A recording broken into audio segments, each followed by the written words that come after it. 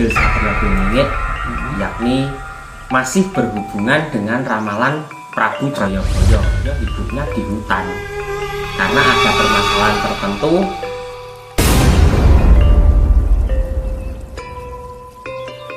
Oke Mas Adit, kita lanjut pada pembahasan episode yang sebelumnya kan. Kemarin kan perjalanan Sang Satrio Diningit atau Prabu Jayabaya itu kita sampai di beliau mendapatkan sebuah kerajaan.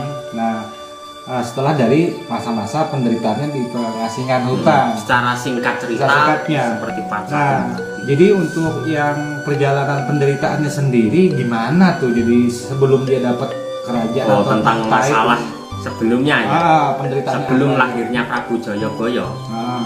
Prabu Jayabaya mempunyai ayah. Dari ayahnya Prabu Gendroyono. Prabu Gendroyono mempunyai adik yang bernama Sudarsono.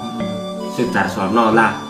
Ketika ada musuh yang masuk di dalam kerajaan Yowastino, itu ada musuh yang ingin kurang ajar sama istrinya Sudarsono, adik dari Gendroyono. Lah, namun ada salah pendapat antara kedua tokoh tersebut antara kakak beradik. Dikira Sudarsono, perkiraan Sudarsono sendiri dengan kakaknya mempunyai hasrat ataupun ingin mempunyai milik lah. Ada sebab tertentu kalau ingin kurang ajar sama istrinya sang adik itu tadi ya. Oleh karena itu keputusan para dewa itu memberikan hukuman Prabu Gendroyono bersama permaisurinya hidup di hutan belantara sampai dewasanya Prabu Jayabaya, sampai lahirnya Prabu. Jadi Prabu Jayabaya itu dilahirkan di hutan. Ya. Waduh. Raden Jayabaya sebelum jadi raja. Kesusahan gitu. Ya, hidup di hutan. Namun di hutan belantara itu pun malah Prabu Jayabaya tergembleng. Secara tidak langsung tergembleng oleh kesusahan dan penderitaan. Nah, jadi teman-teman, kita bisa ambil sisi positifnya. Ketika kita mengalami kesusahan, kesempitan, bahkan keterbatasan ya, itu bukan menjadi alasan kita untuk tidak bisa berkembang menjadi seorang kesatria, menjadi seorang yang bisa mampu memiliki tahta dan kekuasaan. Malah pusaka karena buah dari kesusahan itu tadi, kesusahan sang ibu dari Jayabaya itu tadi, itu secara tidak langsung pusaka eyangnya Raden Janaka, pusaka yang sangat sakti dan itu sangat fenomenal, seperti panah Pasopati maupun pusaka yang sangat terkenal, secara tidak langsung itu masuk ke dalam rahim sang ibu dari Raden Jayabaya sendiri. Jadi Raden Jayabaya dalam rahim sang ibu itu sudah membawa kedua pusaka, yakni panah Pasopati maupun keris Pulanggeni. Jadi ketika beliau itu istilahnya di kandungan itu sudah ada kelebihan, ada pusaka gitu ya?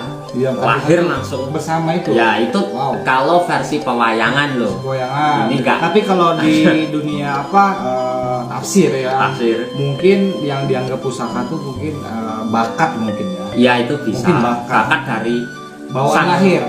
Dari kakek moyangnya atau yang sangat terkenal kan. Jadi untuk masa kecilnya sendiri gimana perjalanan Prabu Jayabaya itu di hutan? Nah, itu sangat kondang dan itu sangat fenomenal bahwa di saat muda sang Raden Jayabaya belum Prabu, Raden Jayabaya itu bisa menggunakan panah Pasopati. Panah Pasopati yang memanah sebuah bintang di langit yang bernama Lintang Joko Gelek. Jadi bakatnya Prabu Jayabaya itu memang timbul dari gemblengan alam ya? Itu bisa memanah bintang di langit yang sampai sekarang dikenal Lintang Joko Gelek. Itu karena bintang tersebut terkena panahnya Sri Aji Pamoso Prabu Jayabaya. Raden Jayabaya, belum Prabu. Oh, belum Prabu, Mas. Nah, Raden Terus Jayabaya. untuk diangkat ke jadi Raja. raja. Nah, Nah, itu gimana tuh? itu masih panjang ceritanya, tapi Kita bisa ambil rangkumannya biar kota teman-teman hemat. Ya.